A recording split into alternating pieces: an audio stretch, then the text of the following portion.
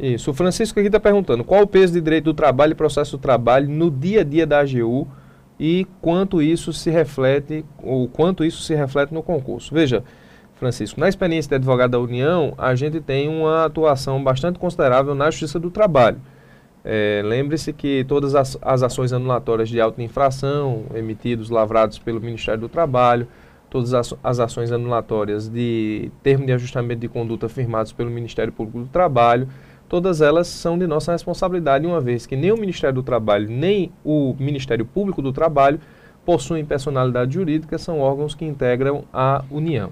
Além disso, nós temos uma grande e elevada carga na Justiça do Trabalho que diz respeito à súmula 331 do TST, que é justamente a súmula que trata da responsabilidade subsidiária, cujo entendimento do TST e dos juízes do trabalho vem recentemente se modificando em razão da decisão do Supremo Tribunal Federal sobre a constitucionalidade do artigo 71. No que diz respeito à atuação da Procuradoria da União, é isso. Em relação ao concurso público, o direito do trabalho e o direito processual do trabalho têm um peso ameno. As provas são provas relativamente fáceis nessas duas disciplinas e, enfim, o que se percebe é que o pessoal que estuda para a advocacia da União, advogado da União, não tem um domínio muito amplo ou muito acentuado dessas duas disciplinas, o que pode ser um diferencial para quem está se preparando para advogado da União. Na qualidade de advogado da União, quando atuei na Procuradoria da União do Estado do Pará, eu coordenei a Coordenadoria das Ações Trabalhistas e fiquei responsável por toda a Procuradoria dessas ações, dada a minha afinidade com a matéria. O que era uma dificuldade, porque grande parte dos advogados da União não gostam ou não se aprofundaram nessa disciplina. Mas nós temos um departamento trabalhista em Brasília que atua muito bem junto ao TST, temos atuações bastante relevantes nas procuradorias dos estados e nas seccionais, e é efetivamente uma área em que aquele que gosta de trabalho e processo de trabalho pode se desenvolver bem na carreira, haja vista a não disputa que existe nas ações que envolvem a Justiça do Trabalho. Mas, claro, né? Ninguém quer. Ao contrário, ninguém quer, né? A nossa atuação é relevante e nós defendemos a União, como fazemos na Justiça Federal, igualmente na Justiça do Trabalho. Mas o peso é esse. Nós tivemos agora recentemente o curso do professor Gáudio de Paula. O professor Gáudio é assessor do ministro Ives Gandra no TST e, portanto, exímio sabedor de todas as teses que já passaram pelo TST, haja vista ser assessor de ministro há mais de 10 anos, e não só das teses que já passaram, como as teses atuais e como as teses que virão. Afinal de contas, ele é um dos responsáveis pela formulação dos votos do Ives e muitas das teses de vanguarda são desenvolvidas pelo Ives, nós sabemos disso. Então o curso foi um curso muito bom, onde ele passa efetivamente todos esses conhecimentos, tanto para a primeira fase quanto para a segunda fase. A resposta seria essa. Em relação à Procuradoria da Fazenda, o professor Arthur pode nos dar uma posição específica. Em relação à prova, não é muito diferente do que se vê na prova para a AGU. Não tem tanta relevância assim. Eu até me atrevo a dizer que você não deve dedicar muito do seu tempo a essas duas matérias, não. Se você já tem um domínio razoável, dê-se por satisfeito e vai estudar Direito Constitucional, Administrativo, Tributário e Processo Civil, que é o núcleo duro dos dois concursos. Professor, repita aí então essas disciplinas, porque nós temos perguntas nesse sentido, quais são as principais disciplinas dos concursos. Você vai se dedicar com muito afinco a Processo Civil, a Direito Constitucional, principalmente Controle de Constitucionalidade, olha lá, Direito Tributário, para carreira de PFN, e aí eu incluo o Direito Financeiro também, que é muito fácil, né? Você não vai perder muito tempo com isso, porque não há dificuldade nenhuma em Direito Financeiro. Processo Civil, Administrativo, Tributário e Constitucional. Isso você precisa saber. Esse é o núcleo duro dos concursos federais, inclusive, isso não é só para as carreiras da advocacia pública, não. Se você pretende juiz federal, você precisa saber essas 4 disciplinas. Você precisa saber. O resto, que eu não quero dizer que é perfumaria. Não é. Para você é suficiente ter um conhecimento mais geral do resto. Especificamente processo do trabalho e direito do trabalho, eu não quero me arriscar a dizer que você está bem servido com um bom livro de resumo, não. Mas também não vá se dedicar a ler 3, 4 volumes de direito do trabalho e processo de trabalho. Não vai te servir para a prova. Temos uma pergunta sobre direito financeiro. Só um minuto. Em relação à nossa atuação no dia a dia da Procuradoria, curiosamente, é mais importante para a sua atuação no dia a dia do que para a prova. Para a prova. Lembre-se que nós, na Procuradoria, executamos as multas trabalhistas que são lavradas pela fiscalização do trabalho.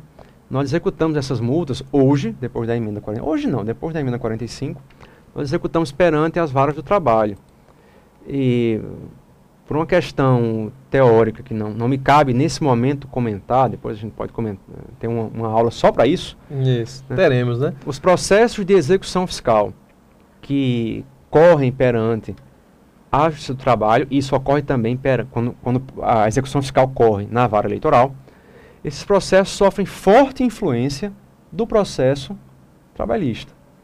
Então, o sistema recursal na execução fiscal que se processa perante uma vara do trabalho não é o do CPC. O sistema recursal é aquele previsto pela CLT. Então, qualquer bronca que acontece na execução fiscal e você, como procurador, precisa recorrer, né, foi um redirecionamento que foi negado, você solicitou redirecionar a execução contra um corresponsável por aquele débito, né, o juiz negou. Você não vai agravar nos termos como ocorreria se o processo estivesse numa vara federal. Você vai ter que interpor o agravo de petição. Assim ocorre se a execução fiscal for extinta, né, indevidamente. O juiz acha que houve prescrição. Não houve, você tem que recorrer a agravo de petição. Engraçado. Você, no caso aí, teria a mesma matéria, que é a execução fiscal, né? Com um sistema recursal diferente. Sistema recursal e prazos diferentes. E prazos diferentes. Isso é muito relevante no caso do processo eleitoral. Porque os prazos lá são exíguos. São exíguos. Então, se eu tenho que agravar lá, eu não vou agravar, né, com os 10 dias contados em dobro. Ainda tem essa, né? Lá não conta em dobro, né, no processo eleitoral. Então, eu vou ter o prazo curtinho. Então, assim, termina que é necessário para o exercício do Ministério de Procurador conhecer bem o processo do trabalho, mas também o direito material. E aqui nós entramos naquele debate interessante sobre se o auditor fiscal do trabalho tem poder para desconsiderar uma situação, um contrato. Eu já enfrentei isso. Isso é uma matéria que ainda não está completamente resolvida. Saber se o auditor fiscal do trabalho tem competência para desconsiderar uma situação jurídica aparentemente, né, documentada pelos contratos que a empresa, tudo falso, tudo fraudado, e se ele pode autuar aquela empresa com base na situação de fato que ele constatou in loco, né? Fazendo isso, ele lavra o auto de infração, a empresa não paga a multa, dificilmente paga, né? As cobranças amigáveis são uma balela aqui no Brasil, não existe um sistema confiável e eficiente de cobrança administrativa amigável, de forma que vai ser ajuizada a execução fiscal. E, obviamente, a empresa que foi multada vai embargar. Vai embargar.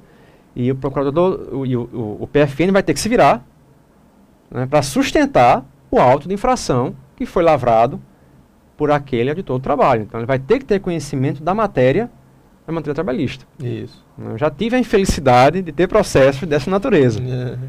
Eu tive vários processos dessa natureza, mas na minha atuação normal, né? Eu não visualizava essa possibilidade de atuação da Aliás, PFN. o mesmo ocorre com as multas eleitorais, né? Próximo ano, por exemplo, tem eleição. Então, se a prova do concurso se desenvolver rápido, pode ser que você, né, meu amigo, minha amiga, já esteja aprovada e já em 2013 você tenha em suas mãos um processo de execução fiscal de uma multa eleitoral que foi aplicada a uma coligação. A uma coligação.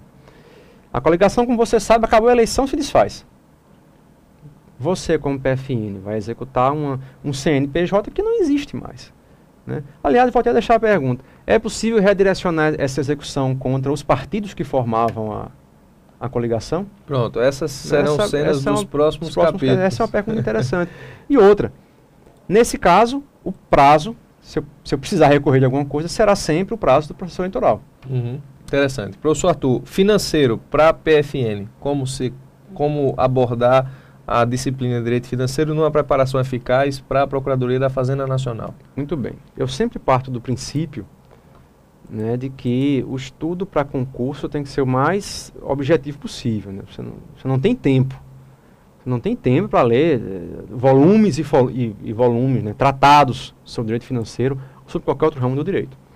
O primeiro passo para estudar financeiro bem é conhecer os artigos da Constituição que tratam sobre financeiro. Se eu não me engano, começa do 62 e vai até o 69, o ED 61. Enfim, vamos ver. Você lê a Constituição. Lê a Constituição. E quando você estiver bem cansado... foi uma participante ou uma participante? Perguntou. Um participante. Um participante. Quando você estiver bem cansado de ler a Constituição, lê de novo. Em geral, muitas das perguntas no concurso, tanto da Advocacia da União quanto da PFN, você resolve conhecendo os artigos da Constituição em direito financeiro. Além disso, conheça o que reza a Lei 4.320. Essa é outra lei que você tem que conhecer. Não vai decorar o que é receita derivada, o que é originária, classificação da lei, isso... 163. 163, muito bem. Do 163 a 169. Aquelas classificações não te vão ser tão úteis assim. Mas você tem que conhecer os artigos da Constituição. Leia, e leia muito. Havendo dúvidas, você consulta doutrina. Há bons livros sobre o assunto e nós temos um curso aqui, inclusive, sobre isso. Isso. Né? Professor Arthur, pegando o gancho, então, sendo direcionado muito mais pelas perguntas dos nossos participantes, alunos, amigos, do que pela pauta que a gente previamente estabeleceu, tem uma pergunta que são várias perguntas, na verdade, com o mesmo teor, perguntando como foi a nossa preparação para o concurso da AGU. Já que o professor Arthur também almejava o exercício da advocacia com a estabilidade que a AGU nos permite, o que também era a minha intenção desde a faculdade, como foi uma preparação de alguém que já fez concurso pensando na advocacia pública, e não aquele que faz concurso para a magistratura, Ministério Público, aí faz advocacia e de repente passa. Muito bem. De início, eu sempre acho que atirar para todo lado não vai te ajudar em nada. Eu concordo. É necessário que você esteja focado. Eu quero advocacia pública. Eu quero magistratura. Para mim só serve se for delegado federal. Então decida-se. Você precisa se decidir. Eu acho que não há nada melhor para quem está começando agora, né, a estudar para concurso, do que tentar as carreiras da advocacia pública. Porque estudando para elas, por exemplo, você vence boa parte do programa de juiz federal, por exemplo. E nós não temos ainda a cláusula dos 3 anos, né? Exatamente. Então, aliás, porque essa cláusula não existe, né, que eu fui, que é nós, aliás, né, que nós tomamos posse, né? Porque eu fiz a prova, eu estava no 9º período da faculdade. Então, é verdade. Eu não tinha nem concluído o curso sequer. Não tinha ainda uma exigência que hoje se faz, que é ter a OAB. Né? Eu tinha feito a prova da OAB, mas não tinha nem recebido a carteira ainda. Aqui eu preciso fazer um registro. O professor Arthur, vocês estão em excelentes mãos, porque o professor Arthur passou para procurador da Fazenda Nacional ainda na faculdade. Eu vou repetir, para você que ainda não percebeu a gravidade dessa informação. O professor Arthur passou para procurador da Fazenda Nacional ainda na faculdade.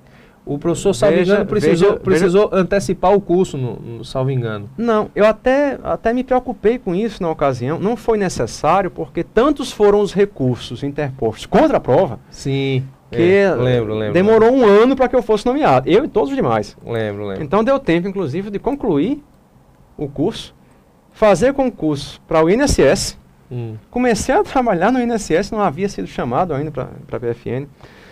Mas isso...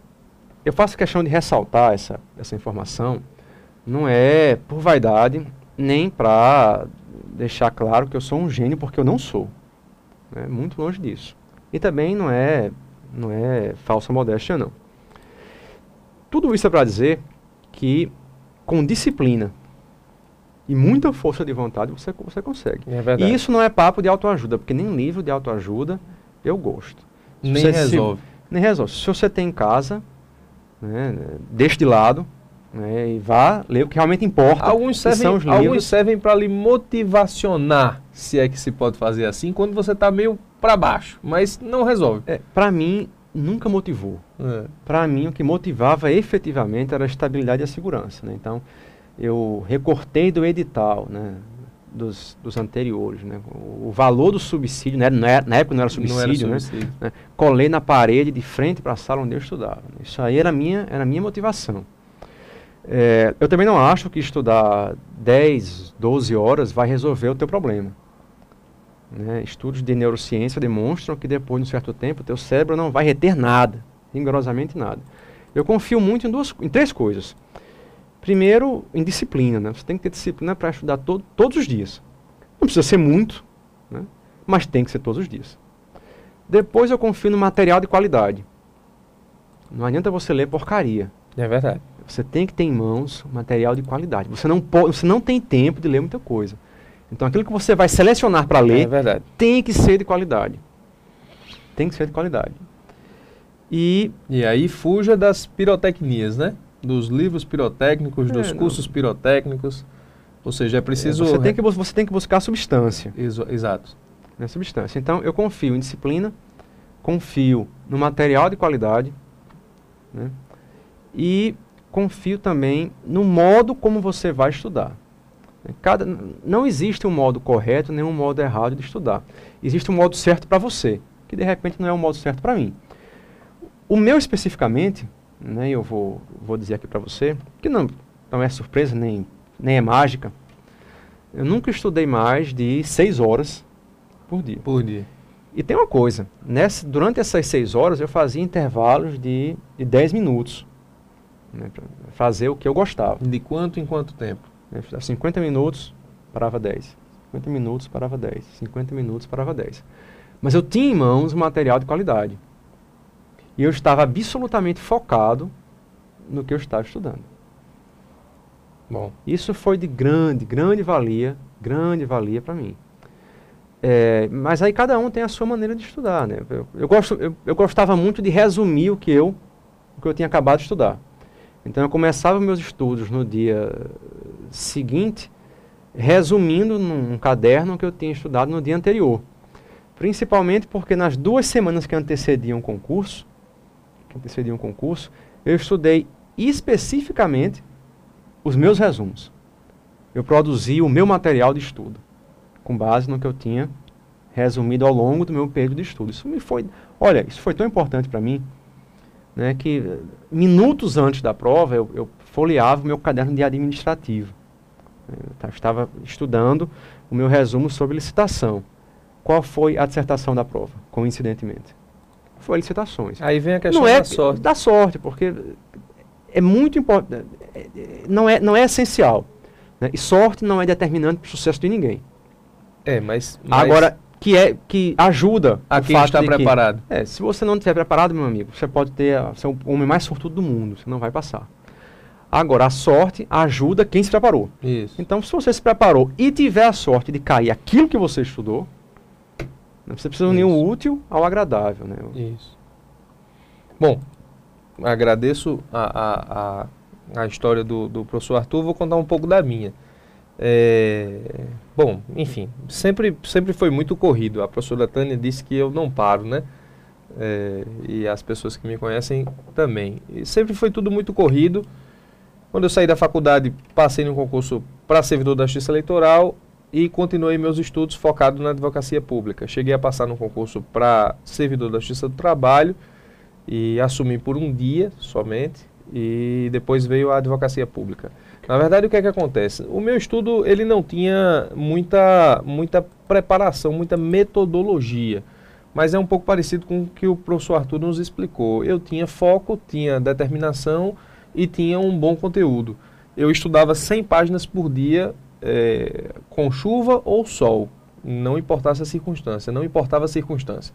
Eu trabalhava numa zona eleitoral que distava da minha residência 67 quilômetros, salvo engano, e o que é que acontece? Eu estudava 100 páginas por dia, independentemente do horário, independentemente da circunstância. O meu objetivo era cumprir as 100 páginas por dia, e dos mais variados livros. Às vezes eu estudava 30 de um, 40 do outro, 10 do outro, 20 do outro, até eu conseguir vencer um bom manual de cada disciplina. E nos meus deslocamentos para a zona eleitoral, indo e voltando, nos meus estudos, eu gravava os livros, as páginas lidas, e eu ia escutando essas gravações e voltava escutando essas gravações como uma forma já de revisar o conteúdo estudado. É como o professor Arthur disse, na verdade não existe uma fórmula específica para estudar. Não existe uma equação própria para que você possa adimplir a uma preparação, a um projeto de estudo. O professor Rogério Neiva, nosso amigo, nosso professor, a quem eu muito respeito e admiro, estuda neurociência e semanalmente nos dá aí várias dicas sobre como se preparar, sobre como montar um quadro de estudo. Tem um sistema que é o sistema Tuctor para acompanhamento dos seus estudos. Nada disso existia na época que eu estava para concurso, a internet era apenas incipiente.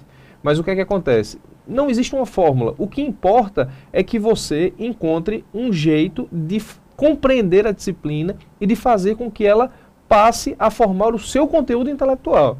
Eu geralmente digo para os meus alunos, seja presencial, seja telepresencialmente, que o que importa é que você vá dormir sabendo mais do que quando acordou. E isso é o que importa. Para concurso público, é importante dormir sabendo mais do que quando acordou. Porque se você vai dormir sabendo igual ou menos ao que sabia quando acordou, aquele dia pode ter sido excelente para outras atividades. Para concurso público foi um dia perdido. Então eu tinha isso em mente.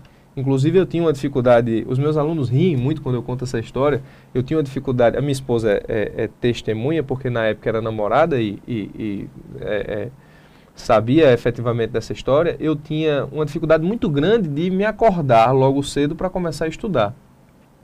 Na Justiça Eleitoral nós trabalhávamos 6 horas corridas, então era um pouco flexível o horário, e eu precisava me acordar cedo para estudar e era horrível, porque a cama me abraçava, o travesseiro me abraçava, enfim, era aquela coisa. E eu descobri então uma forma de me motivar, sem autoajuda, né? Mas eu peguei uma cartolina, né? E escrevi uns dizeres, colei no teto. E ao abrir os olhos, a minha primeira visão do dia era a cartolina e os dizeres, né?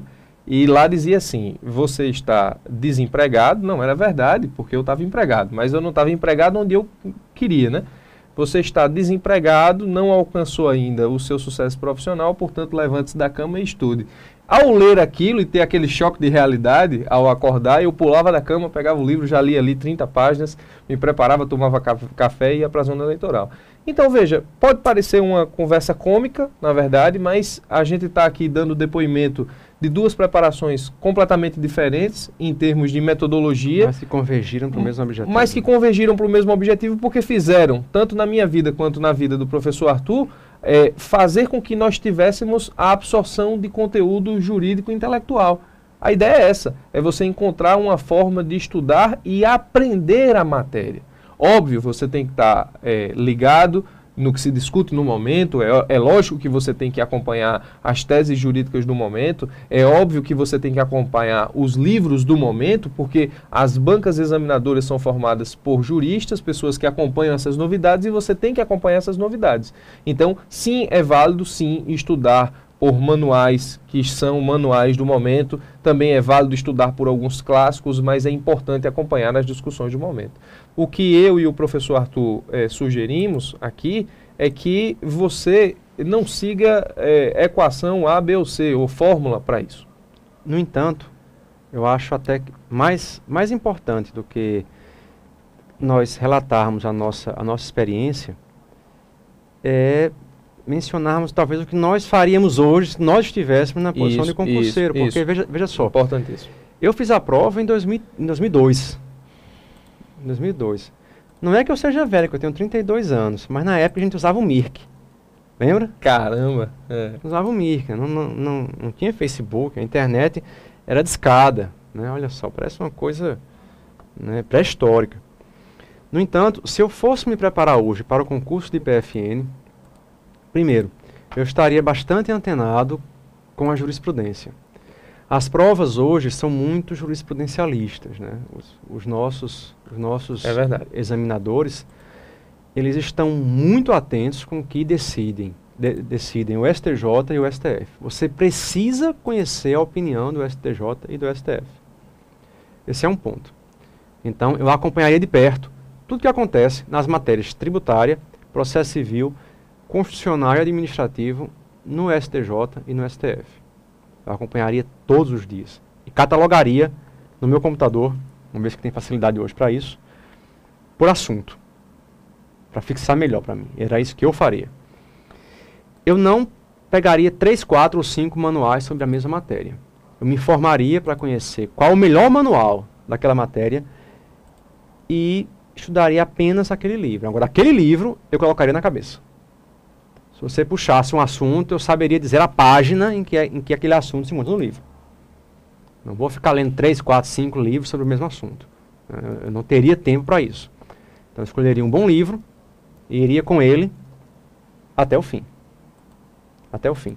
Depois, eu procuraria conhecer muito, muito de perto a opinião da Procuradoria da Fazenda Nacional sobre determinados assuntos polêmicos. Porque, veja, você não está fazendo prova para juiz. Porque o juiz decide da maneira que ele quer. Porque o que ele quer faz coisa julgada. O que eu quero não faz, como procurador.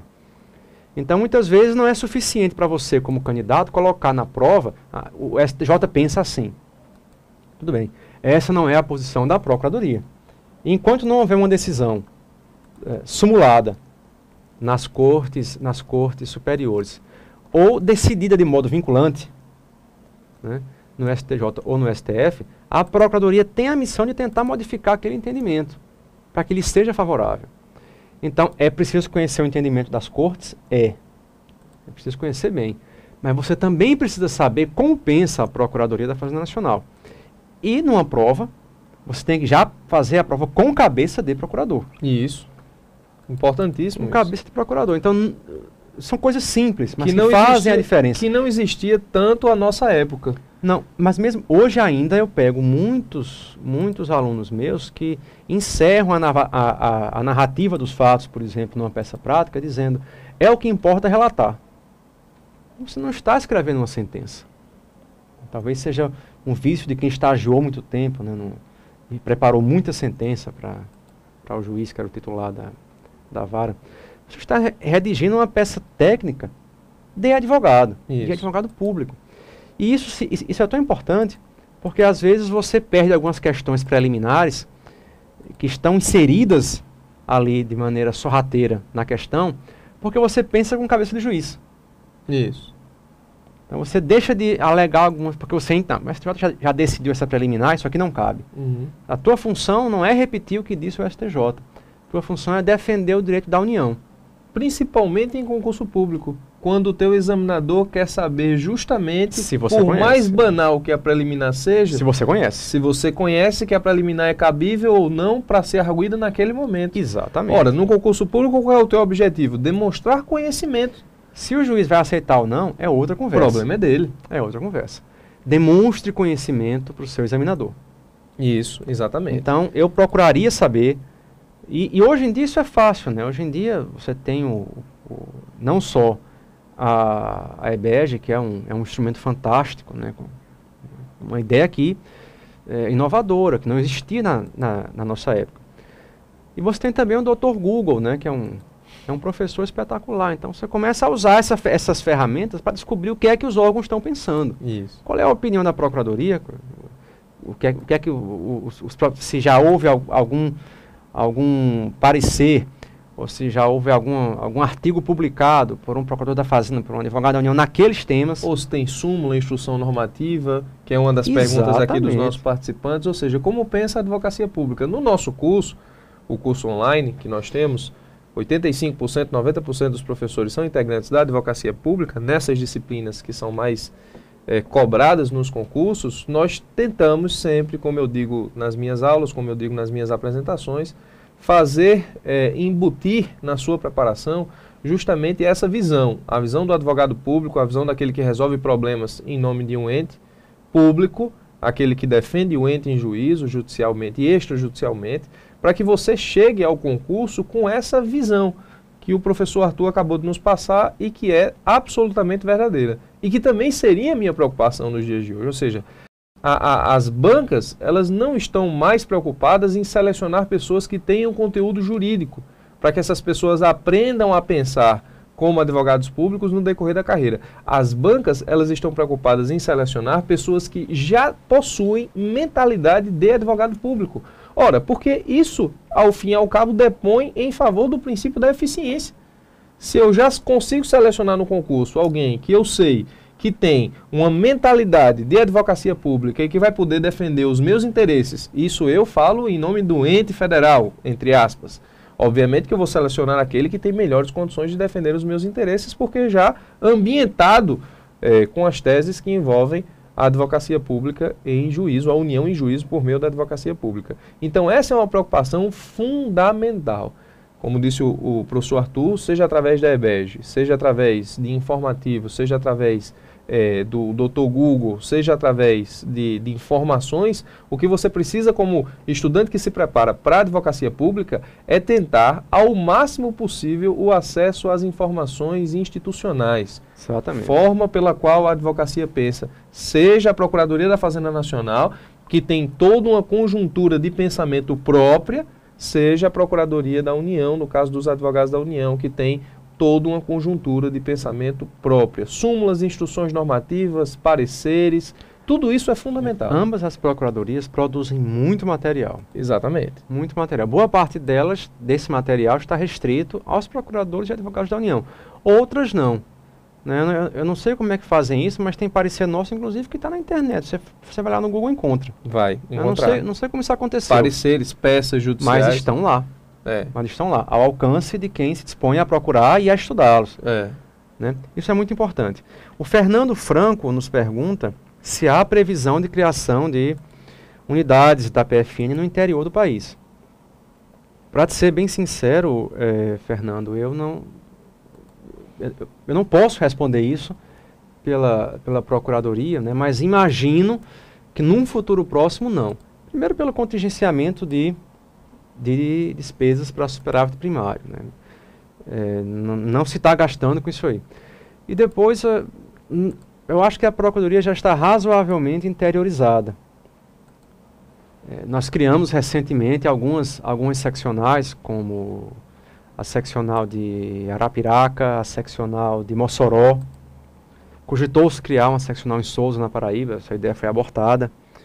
Então eu acho que no futuro próximo não. Mas isso não implica se essas seccionais fossem criadas, não implicaria em criação de novas vagas, né? Porque nós já temos ao todo 2.400 vagas, né? E mais de 400 dessas 2.400 não estão preenchidas, nunca foram preenchidas, na verdade. Elas foram criadas, nunca foram providas. Então, ou seja, tem muito pano para manga para concurso, né, nos próximos anos. Eu não sei com que frequência, né? Com que velocidade a PGFN espera prover essas vagas. Agora, há muitas vagas já, independente da criação de novas seccionais. Isso. Nem sempre a criação de novas seccionais é determinante para o surgimento de novas vagas. Na verdade, o processo é inverso.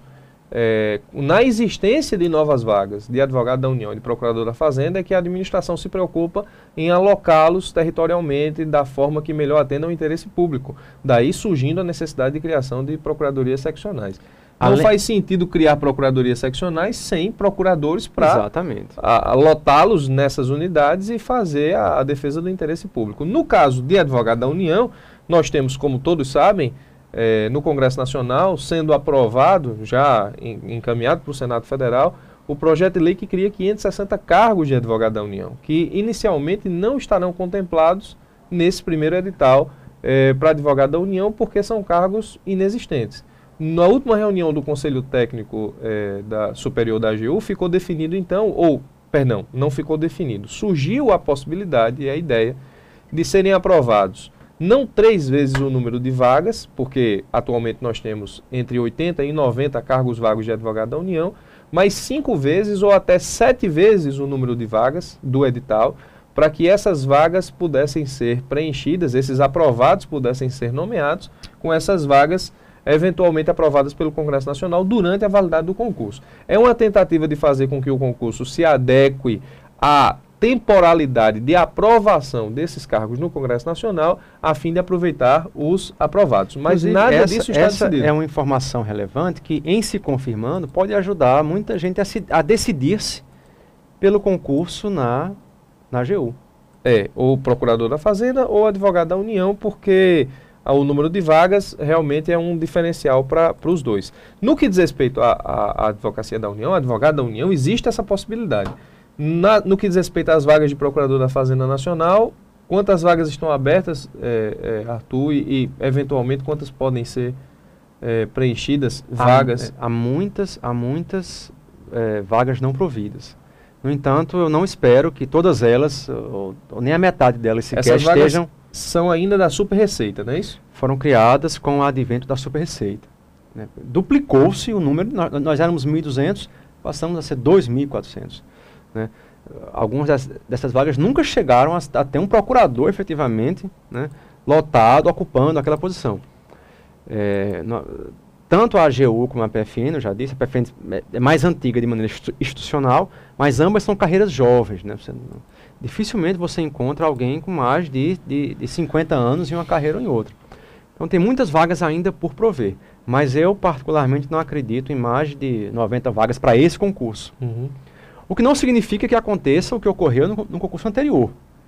Né? O concurso era para poucas vagas e terminaram nomeando 500 pessoas. Nós estamos sempre levando em consideração, bem lembrado aqui pela professora Tânia, que isso deve ser levado em consideração no caso dos concursos serem com datas coincidentes, de forma que você não tenha condições de fazer os dois concursos.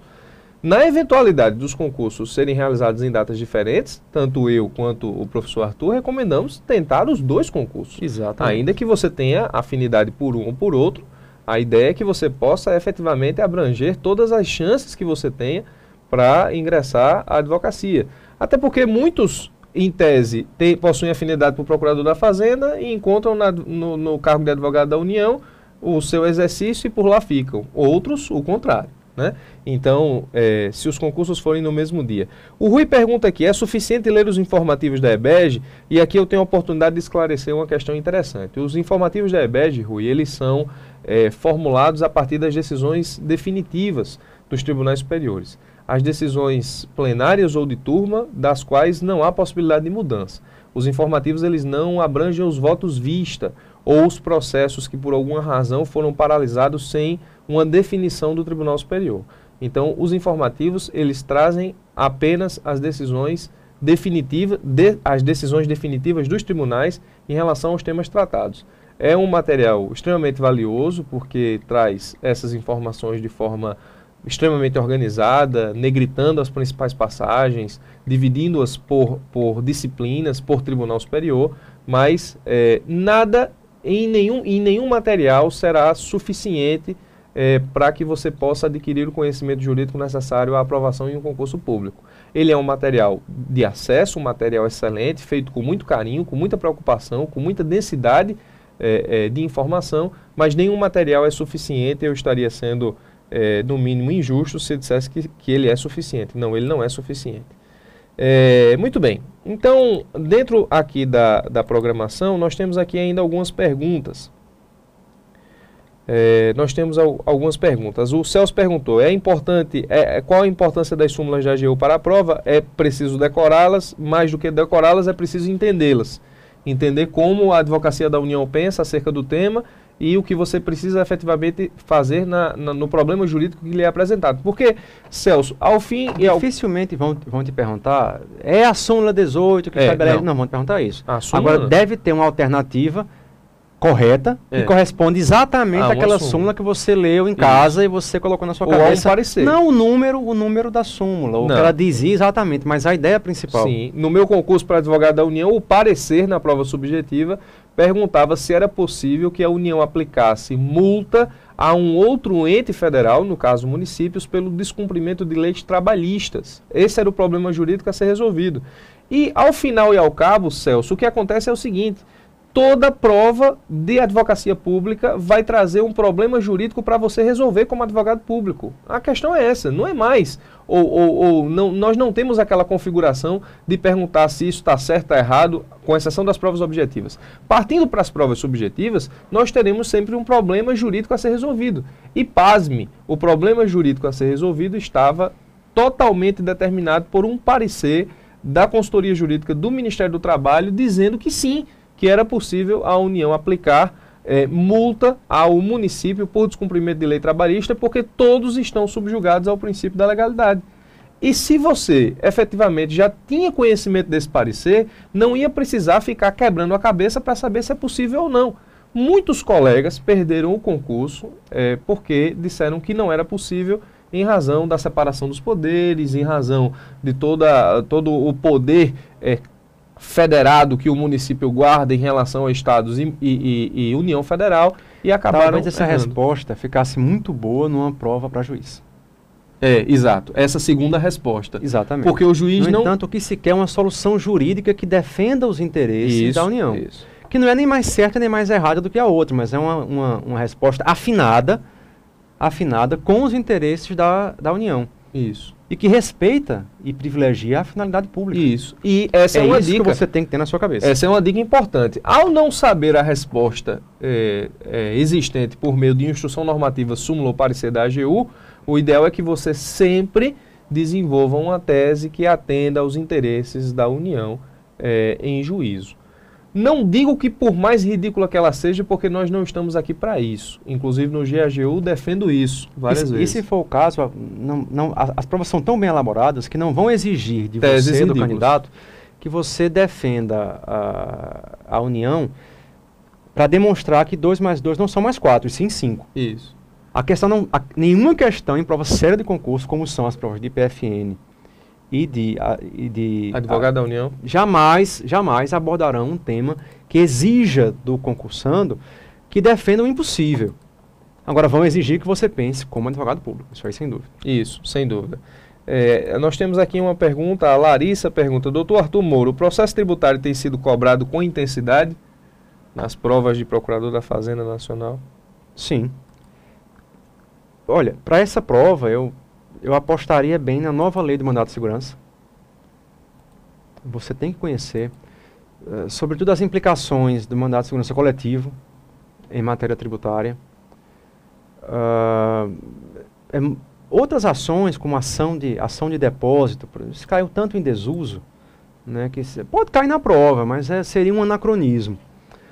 Mas você precisa conhecer mandato de segurança e precisa conhecer todo o processo administrativo de constituição do débito, inclusive as possibilidades de recurso, casos em que há recurso, casos em que não há recurso, casos em que cabe a manifestação de inconformidade, casos em que não cabe, né?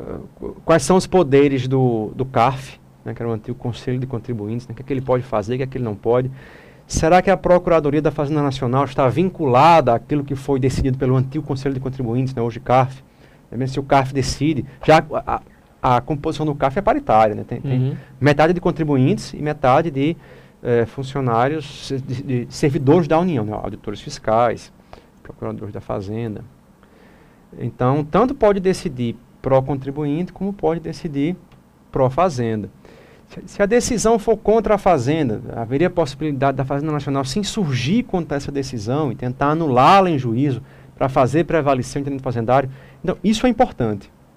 Né? Isso você não pode fazer uma prova sem conhecer esses tópicos. Né? Nós não vamos abordá-los aqui hoje, porque não é exatamente o tema de hoje. Mas, sim, você precisa conhecer lei de mandato de segurança, precisa conhecer tudo que diz respeito ao processo administrativo fiscal, né? A parte de inscrição, desde do lançamento até a inscrição em dívida ativa, os incidentes que podem acontecer, a questão de se é possível buscar a verdade real num processo administrativo fiscal, ou se pode se contentar com a verdade formal. Então, você tem que estudar isso aí. Você não pode deixar isso aí passar em branco. Eu conto com a ajuda aqui, a quem lembro a participação e agradeço a participação do Alexandre Colares, que é também um dos cofundadores da EBEG e que está acompanhando aqui a nossa transmissão e me auxiliando aqui com as perguntas por meio de chat específico. O professor Alexandre lembra que tem uma pergunta de um dos nossos participantes aqui que diz assim: o artigo 11 do decreto 6.944 de 2009 limita as nomeações a 50% além do número de vagas do edital. Ele está perguntando, na verdade, em relação àquela afirmação que eu disse da aprovação de 7 vezes o número de pessoas aprovadas no concurso para albergar as vagas que vão ser criadas ou estão sendo criadas no Congresso Nacional. O professor Alexandre Colares aqui lembra que a AGU entende que o artigo 10, parágrafo 1º, inciso 1 do mesmo decreto, excluiu o Ministério do Planejamento de qualquer ingerência sobre os juízos de conveniência e oportunidade nos concursos da AGU. Então, em suma, a questão é o seguinte. A pergunta quem fez foi Carlos Rogirgon, algo desse tipo. Esse é o login dele no Twitter. A resposta é simples. A AGU ela não suporta ingerência de limitações do Ministério do Planejamento em questões administrativas em seus concursos e nos seus editais. As limitações provenientes do Ministério do Planejamento dizem respeito apenas às existências orçamentárias, de dotações orçamentárias, para a nomeação dos cargos e o oferecimento dos cargos.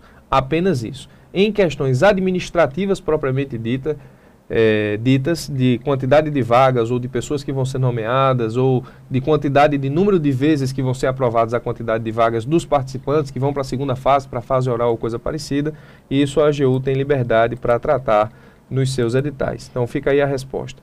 Nós temos ainda aqui várias perguntas de vários participantes, algumas delas nós já respondemos todas. O Carlos pergunta quais são os livros de leitura obrigatória para cada um dos concursos. Bom, como a lista é grande, eu me comprometo, assim como o professor Arthur, a passar uma bibliografia indicada tanto para a Procuradoria da Fazenda quanto para a Advogado da União em momento posterior. Exato. Pelo Twitter, você pode acompanhar o meu Twitter, o S Casado, o Twitter do professor Arthur, Arthur Moura 12, ou pelo Facebook e o Twitter da EBEG, @EBEG Concursos, tá? Vamos nos ater aqui às discussões mais específicas. Essa lista nós passamos... Vamos dar seguimento também? Posteriormente, vamos. Bom, enfim, em relação à atuação, nós falamos em relação a algumas coisas referentes ao concurso ainda, mas nós temos aqui, acho que estrutura a gente pode passar para pegar aí em uma questão mais específica. Nós pautamos aqui a mobilidade territorial, tanto da Procuradoria da Fazenda quanto da Advocacia da União. O professor Arthur vai explicar o que nós entendemos por mobilidade territorial e quais as características na Procuradoria da Fazenda.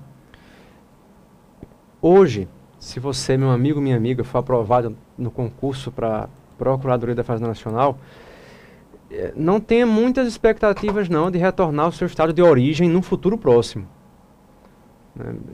Dificilmente você conseguirá, num curto espaço de tempo, ser removido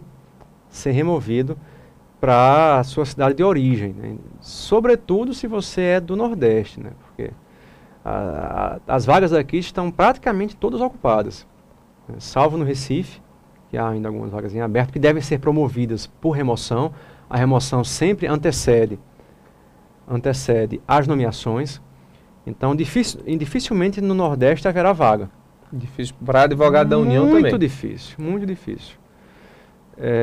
Hoje, por exemplo, um cearense que esteja fora, esteja trabalhando em São Paulo, no Rio de Janeiro, no sul do país, conseguir retornar para Fortaleza, eu não sei nem calcular quantos anos, sabe, isso demoraria. Exatamente porque os cargos estão quase todos preenchidos e a carreira é muito jovem.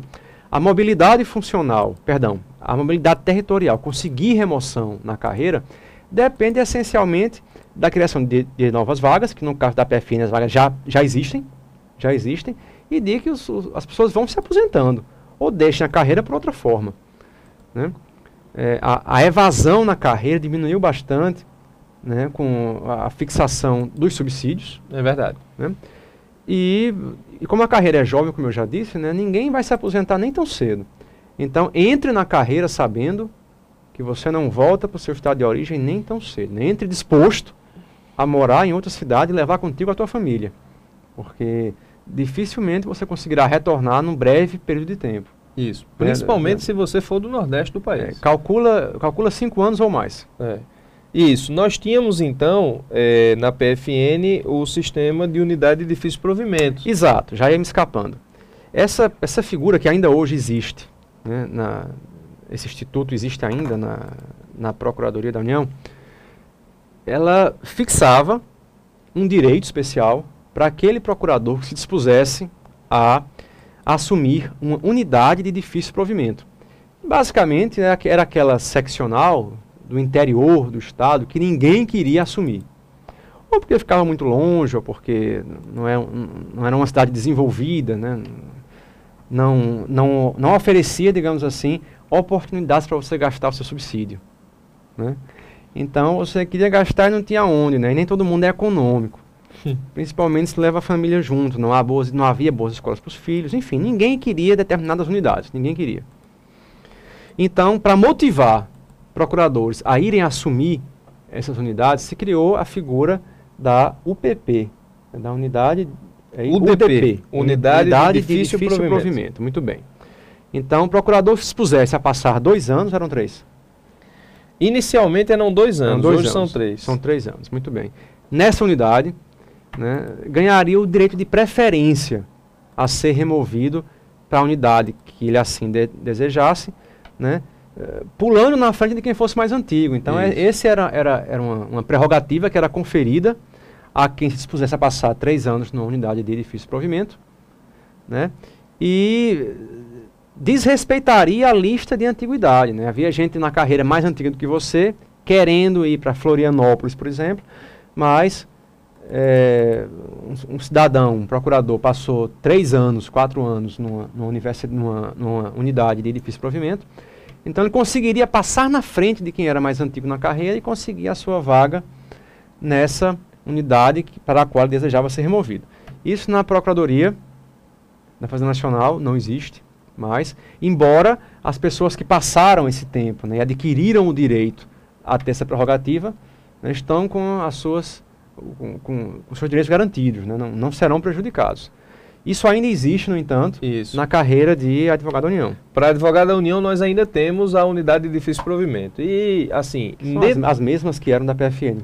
Dentro da carreira de advogado da União, é muito polêmica a existência da unidade de difícil provimento. Eu não vou emitir nenhum comentário de ordem pessoal acerca da UDP, até porque eu sou suspeitíssimo para falar. Justamente porque, ao assumir como advogado da União, optei por ser lotado na Procuradoria da União do Pará, que à época era e ainda é unidade considerada de difícil provimento pela Advocacia da União, no caso de advogado da União. Também o era também o era no caso da Procuradoria da Fazenda Nacional. E passando lá 2 anos, embora tenha esperado 3, consegui remoção para Campina Grande, voltei para minha terra, que é João Pessoa. Estou na Procuradoria Seccional da Campina Grande e devo isso realmente à unidade de difícil provimento. Mas o que importa efetivamente para dizer para você é que a UDP funciona, eu me vali da UDP para voltar para Campina Grande, mas ela ainda existe, ou seja, possivelmente, tudo indica, a não ser que alguma coisa mude nesse caminho, que em sendo aprovado nesse concurso para advogado da União, você também venha a se valer da unidade de difícil provimento, porque ela ainda existirá no momento da sua nomeação. Eu digo que tudo indica, porque a cada reunião do Conselho Superior da AGU em que o tema é posto à discussão, nós temos então a possibilidade disso ser revisto pelo Conselho Superior. A verdade é que neste momento a UDP para advogado da União existe e existe a possibilidade de você, passando 3 anos de forma ininterrupta em uma unidade de difícil provimento, adquirir então a preferência na remoção, passando inclusive à frente das pessoas que são mais antigas na carreira para a remoção para eventualmente algum local. Independentemente disso, algumas localidades do Nordeste são quase que impossíveis de voltar hoje, ainda que com o DP. Paraíba é uma delas. Paraíba é uma delas, Fortaleza é uma delas. Enfim, se você é do Nordeste, tenha em mente que você vai assumir na carreira um cargo altamente relevante na estrutura federativa do país, mas que você vai enfrentar dificuldades. Essa é uma delas. No entanto, ambas as carreiras, embora sejam interiorizadas, mas são bem menos interiorizadas do que, por exemplo, o Ministério Público Federal. Isso. Então, 80% de chance de você que vai ser aprovado ir para uma capital. Isso. Embora você esteja longe de sua cidade natal, é sempre bom estar trabalhando em uma cidade que ofereça estrutura para você e para sua família. Então, não me preocuparia muito com isso. É diferente do que ocorre, por exemplo, com quem tensiona a magistratura estadual. Isso. Em que você vai para os rincões mais afastados do seu estado. Isso. E lá você há de permanecer 10, 15 anos, porque a mobilidade da magistratura é muito mais lenta do que ocorre na carreira, tanto de PFN quanto de advogado da União. Para São Paulo, Lariane, para São Paulo é mais tranquilo. Muitas vagas, sim. São muitas vagas. São Paulo, capital, principalmente. A procuradoria é grande, então para voltar é tranquilo, é bem tranquilo. Mas para o Nordeste é que a coisa realmente pega. Eu vi aqui que... Rio de Janeiro é complicado também. Rio de Janeiro é complicado para advogado da União. Na PFN é muito complicado. Também. Você não volta. Muito bem. Nós temos uma pergunta aqui sobre a data da publicação do edital. Tenham calma, nós vamos aqui respondendo as perguntas que se adequem ao que nós estamos discutindo no momento. Vamos ainda falar sobre o edital e as suas características principais, tá?